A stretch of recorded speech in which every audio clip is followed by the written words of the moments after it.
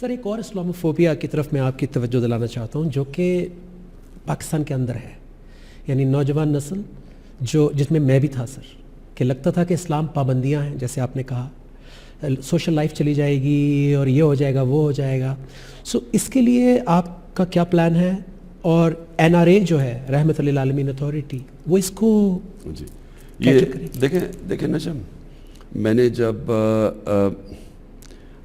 کیونکہ میں خود اس پروسیس سے گزرا ہوں نا، ہم HSN میں تھے، ہمارے سارے ہیروز مغربی، ہمارے سارے فلم ایکٹرز ہالی ووڈ کے، ہمارے سپورٹ سٹار وہ سارے باہر کے تھے، اور ان کی زندگی بالکل جو ہم آئیڈلائز کرتے تھے وہ بالکل زندگی مختلف تھی. جو ہمیں بتایا جا رہا تھا سیدھا راستہ ہے تو بالکل مختلف تھی. تو آپ جب ہمیں کوئی کہتا تھا کہ سیرت نبی ایکسپلین کیے بغیر کہ وہ کیا، دیکھیں اصل میں ہم ایک چیز ایکسپلین نہیں کر سکے.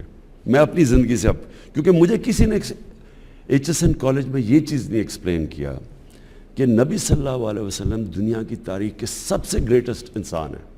یعنی آپ اگر مسلمان ہو یا نہ ہو، کسی کی اچیومنٹ نہیں ہے جو ایک انسان نے اچیو کیا، اور وہ ہسٹری کا حصہ ہے.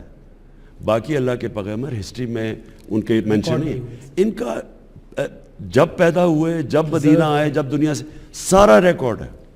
اور یہ فنومینا کبھی مجھے کسی نے ایکسپلین نہیں کیا. یہ میں نے آج سے آہستہ بعد میں کتابیں پڑھ کے مجھے سمجھ آئی اس کی. اب وہ ہمیں کیوں اللہ کہتا ہے کہ ان کے راستے پہ چلو؟ ہماری بہتری کے لیے.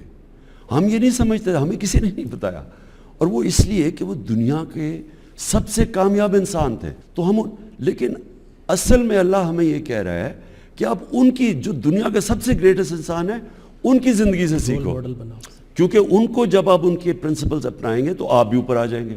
کیونکہ جو بھی نبی صلی اللہ علیہ وسلم کے ارد گرد لوگ تھے، جو ان کے صحابہ تھے، سب گریٹ بن گئے. دنیا کی تاریخ میں اتنے تھوڑے ٹائم میں اتنے زیادہ گریٹ انسان کبھی آئے نہیں ہیں.